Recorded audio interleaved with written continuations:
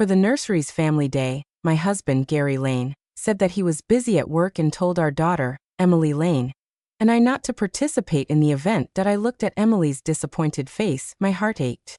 Therefore, I decided to take Emily to the event myself. As soon as we arrived at the nursery, we saw Gary carrying a little boy in one hand and holding his childhood sweetheart, Shannon Harvey's hand in the other.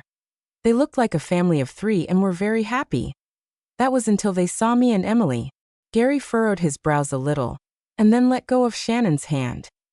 Don't get me wrong, Jasmine. It's not easy for Shannon to raise a child as a single mother. It's the child's 5th birthday today. She wanted him to experience some fatherly love. I looked at him meaningfully, squatted down, and held Emily's hand. Honey, say hello to Mr. Lane. Seeing what was happening, Shannon quickly held her son's hand and said apologetically, Please don't be mad, Jasmine. Gary's just doing me a favor. My child never had a father. It's his 5th birthday today, and Gary's just fulfilling his wish. I looked at her with a meaningful smile.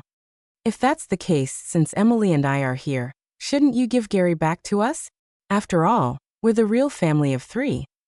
Shannon was a little taken aback, but her son was unwilling to let Gary go. Dad, you promised to spend the day with me and Mom. The 5-year-old child glared at me with fierce eyes. Before I could say anything, Gary stepped in front of the mother and son. He looked like he was protecting them. His voice was a little impatient. Jasmine, you have a child as well. Don't you understand what a child wants? Shannon and I grew up together. I'm just spending one day with them. One day, that's all. Are you even going to make a fuss about such a minor thing? His words infuriated me. Could it be that I'm the one to blame for Shannon's misfortune? At that moment, the other parents of the nursery students gradually arrived. Some came over to say hello. Good morning, Shannon and Gary. The 3 of you are always here for every family day, unlike my husband, Jake. He always says that he's busy at work and doesn't care about his child at all. Shannon replied awkwardly and Gary tried to avoid eye contact. I couldn't help but ask, Gary, so this is the one day you were talking about? Gary became infuriated and grabbed my arm. Jasmine, there are a lot of people here.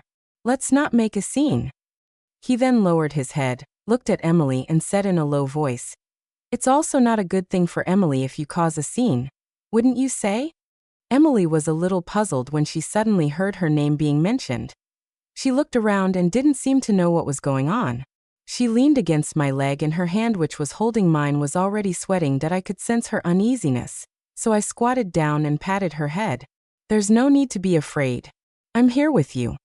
I looked at Gary's, Shannon's and Luke's receding figures. They were soon surrounded. Some greeted Gary with a smile in an attempt to please him. They were praising him because he was a successful businessman. He was only in his early 30s and was already the owner of a listed company worth billions of dollars.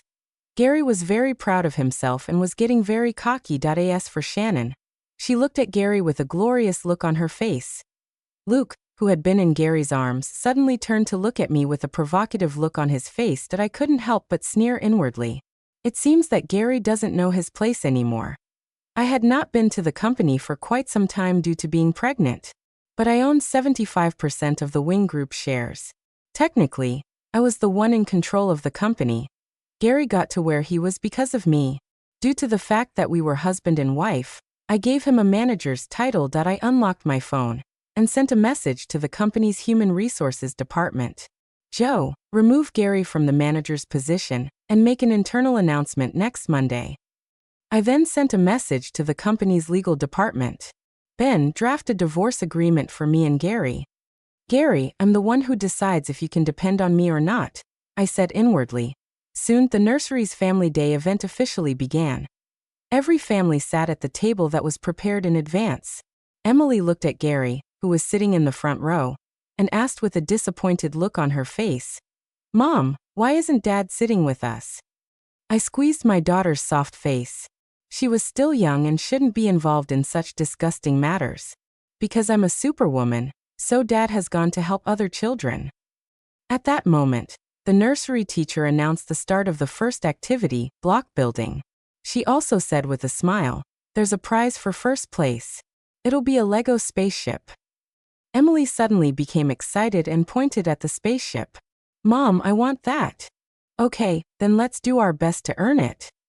When the sand glass was about to run out of time, Emily raised her hand and shouted excitedly, "We're done, miss."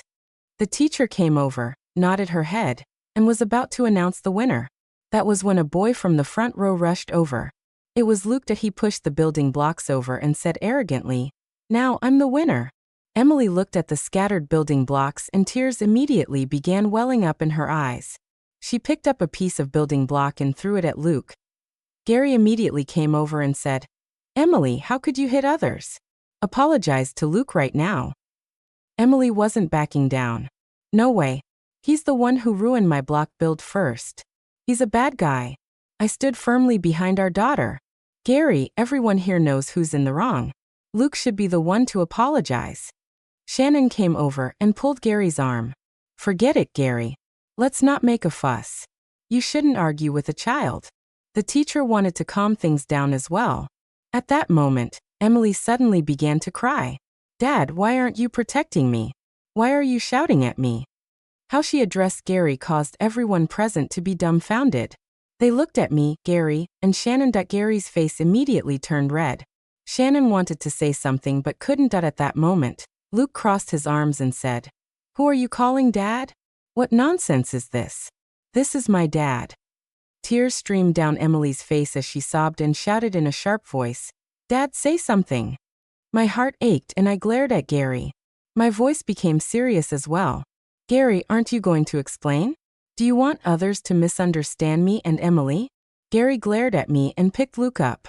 "What have I got to explain? Today I'm Luke's dad." After saying that, he patted Luke's head. For a moment there, other parents began looking at me and my daughter. How could that child just call anyone her dad? Emily never attended the nursery's family day in the past. This time, she came with only her mom. Do you think her mom's someone's mistress?